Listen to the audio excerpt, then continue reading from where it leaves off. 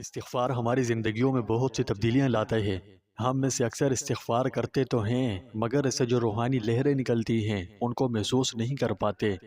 وجہ اس کی یہ ہے کہ اکثر کو تو پتہ ہی نہیں ہے کہ استغفار کا مقصد کیا ہے، کیسے پڑھتے ہیں، کس لیے پڑھا جاتا ہے، اس میں کیا راز مخفی ہیں، یہ ہمارے لیے کیوں ضروری ہے اور اس کی اسلام میں کیا اہمیت ہے۔ اسی سبب وہ اسے پیدا ہونے والی روحانی برکات کو محسوس نہیں کر پاتے ہیں۔ محسوس تو تب کریں جب اس بارے میں علم ہو۔ اب علم کیسے حاصل کریں؟ تو یہ ویڈیو اسی بارے میں ہے۔ آج کی زبردست ویڈیو میں ہم استغفار ایک انسانی زندگیوں میں پیدا ہونے والی تبدیلیوں کے بارے میں جانیں گے اور آپ کو بتائیں گے کہ یہ اپنی برکت سے آپ کی زندگی کو کس طرح بدل سکتا ہے۔ سب سے پہلے تو اللہ تعالیٰ کا لاکھ لاکھ احسان ہے کہ اس نے ہمیں ماہ رمضان جیسی عظیم نعمت سے سرفراز فرمایا۔ اس کی ہر گھڑی رحمت بھری ہے۔ اس مہینے میں اجر و ثواب بہت زیادہ بڑھ جاتا ہے۔ نفل کا ثواب فرض کے برابر اور فرض کا ثواب 70 گنا کر دیا جاتا ہے۔ ایک حدیث کے مطابق اگر کوئی شخص ایک بار درود شریف پڑھے تو رمضان المبارک کی خصوصی فضیلت کی برکت سے 1,00,000 مرتبہ درود شریف پڑھنے کا ثواب ملتا ہے۔ ایک اور حدیث میں آتا ہے کہ جو کوئی رمضان المبارک میں ایک بار سبحان اللہ کہے اس کو اس قدر ثواب ملے گا جیسا کہ غیر رمضان میں 1,00,000 مرتبہ سبحان اللہ کہنے پر ملتا ہے۔ رمضان المبارک زندگی میں انقلاب لانے، دلوں کا رخ مولا کریم کی طرف پھیرنے، دوزخ سے آزادی حاصل کرنے اور جنت کو فضل خداوندی سے حاصل کرنے کا انتہائی اہم وقت ہے۔ ممکن ہے کہ کسی کی زندگی کا یہ آخری رمضان ہو۔ موت کے بعد کروڑوں حسرتوں اور عرضوں کے باوجود ایک سجدہ بھی کرنا چاہو گے یا ایک دفعہ سبحان اللہ کہنا چاہو گے تو یہ ثواب حاصل نہ ہو سکے گا۔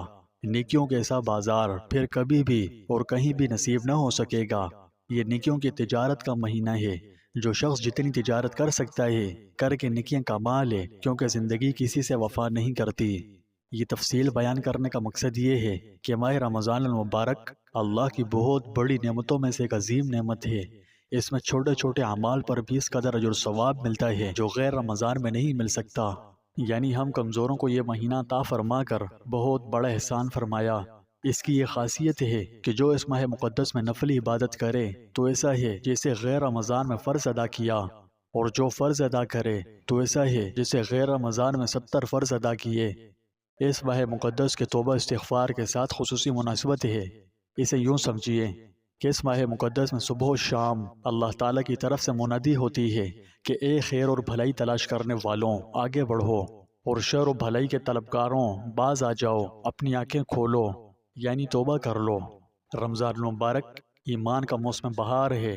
بہت ہی خوش قسمت ہیں وہ لوگ جو اس کی قدر پہچانیں، اور بہت ہی محروم ہیں وہ لوگ جو اس دریائے رحمت سے بھی محروم رہیں اور اپنی نجات و مغفرت کا سامان نہ کر سکیں۔ جو لوگ کسی خاص گھڑی کا انتظار کرتے ہیں کہ اس میں توبہ کریں گے تو رمضان ہی وہ خاص گھڑی ہے جس میں توبہ کرنے میں دیر نہیں کرنی چاہیے۔ یاد رہے کہ توبہ و استغفار پورے سال کے کسی بھی دن اور کسی بھی وقت کی جا سکتی ہے۔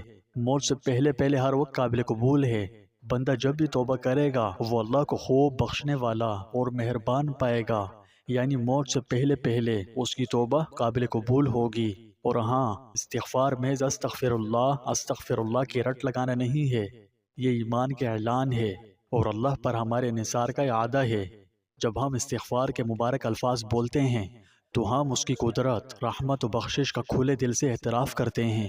عاجزی اور تواضع کا یہ عمل خالق کے ساتھ ہمارے بندھن کو مضبوط کرتا ہے، ہمیں حتمی امن اور محبت کے منبع کے قریب لاتا ہے۔ استغفار صرف ایک دفعہ کا عمل نہیں ہے، یہ خود کی بہتری کا ایک مسلسل سفر ہے۔ جیسا کہ ہم مستقل طور پر معافی مانگتے ہیں اور اپنے آپ کے بہتر ورژن بننے کی کوشش کرتے ہیں، یہ اللہ کا ہم گناہ گاروں پر بہت بڑا احسان ہے کہ اس نے ہمیں استغفار کا تحفہ دیا۔ یہ رحمت و فضل کے دروازے کھولنے کی کنجی ہے۔ استغفار نہ صرف ہماری روح کو گناہوں کی گندگی سے پاک کرنے کا کام کرتا ہے بلکہ اس کے فضل و کرم کو اپنی طرف متوجہ کرنے کی بھی طاقت رکھتا ہے۔ استغفار نہ صرف ہماری مشکلات، آزمائشوں اور پریشانیوں کو دور کرتا ہے بلکہ ہماری خوشیوں اور کامیابیوں کو بڑھانے کا بھی سبب بنتا ہے۔ استغفار نہ صرف جہنم کی آگ سے بچنے کا ذریعہ ہے بلکہ جنت میں داخل ہونے کا بھی ذریعہ ہے۔ میرے پیارے بھائیوں اور بہنوں، آئیے ہم استغفار کو اپنا ساتھی، اپنا دوست، اپنا حلیف بنائیں۔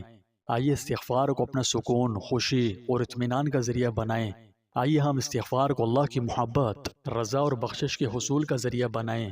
آئیے استغفار کو اپنی زندگی کا راستہ، کامیابی کا سفر اور جنت کا ٹکٹ بنائیں۔